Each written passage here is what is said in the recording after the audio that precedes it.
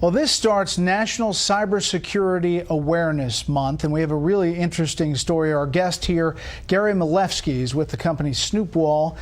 Gary, thanks for being here. It's an interesting and alarming story that you have about this study.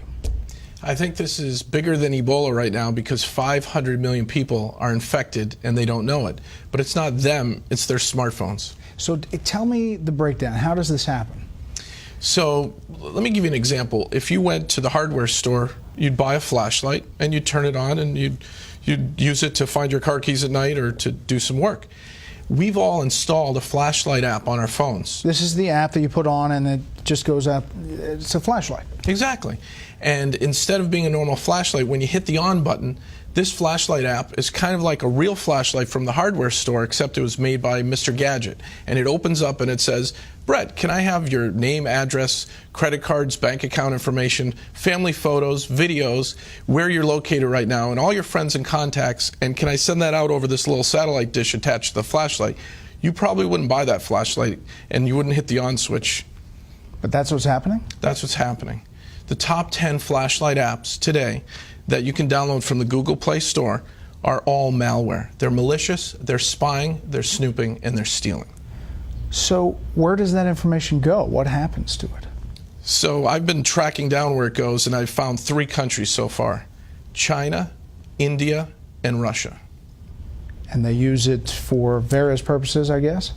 They use it pretty much, it seems, for criminal purposes, but if a nation state wants to collect a lot of information on Americans, this is a great way to do it because everybody installs a flashlight app.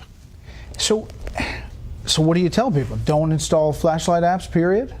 In some cases, you actually have to not only uninstall it, but you have to factory reset your phone because they install Trojans that when you uninstall some of these flashlight apps, the Trojans are still installed, waiting to run and operate in the background while you're doing important things like mobile banking or reading your contacts list and things like that.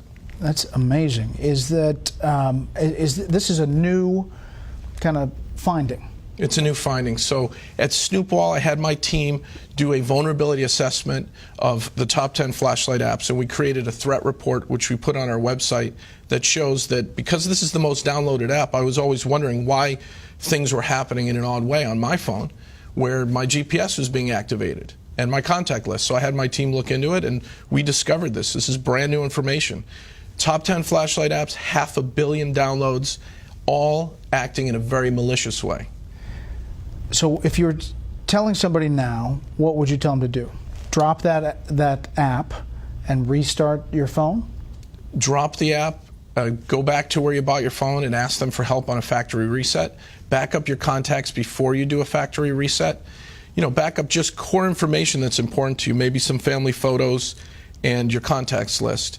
And then really just go for a factory reset, which wipes all the hidden data areas where the malicious Trojans are getting installed. Now, are you hearing anecdotally that this is happening? People saying there's something weird's going on, or I mean, obviously you did your own investigation, but are people reporting it? People reported this to the FTC, and the number 2 flashlight app was sued by the FTC, and they just recently settled. They had 50 million downloads at the time, and Brightest Flashlight, which most of us have on our smartphones, had to, in the settlement, agree to put up a privacy policy before you run their app. The privacy policy, Brett, is 25 pages of legalese saying, yes, we spy on you, yes, we geolocate you, yes, we want your mobile data off your phone. We want all this info, accept or don't run our app. And most people don't read it and they hit accept. That was their settlement with the FTC. So you just scroll down, as many people do, and through all of the legalese, and people push accept. You don't even have to scroll. The buttons are right there on the front page of the new version of Brightest Flashlight app, and they're up to 100 million downloads now. How big a deal is cybersecurity now? We hear about it, we do stories about it, but how big a deal is this for our culture as we get more and more people with phones, smartphones, and using their computers? I'm worried about kids, teenagers, families that, you give your kid an iPad or a Droid tablet and you let them play, and they install apps that do these things, that geolocate your children. And if they're online predators or cyber criminals, they're going to get at our families because this is the back door into our homes. and even into our businesses because we've installed malware and not known about it. So you would recommend going to the hardware store and getting the flashlight instead of actually getting the app? Get a real flashlight, or look for a flashlight app that's under 100 kilobytes, because the ones that spy on you, it tells you their file size, they're 1.2 megabytes to 5 megabytes. Those are big files to just turn the light on and off. So if you find a really, really tiny flashlight app, a privacy flashlight, you'll be safe. Wow, that is unbelievable news, and thank you for coming in. Again, the website? Snoopwall.com. Okay. Gary, thanks a lot. Brett, thank you.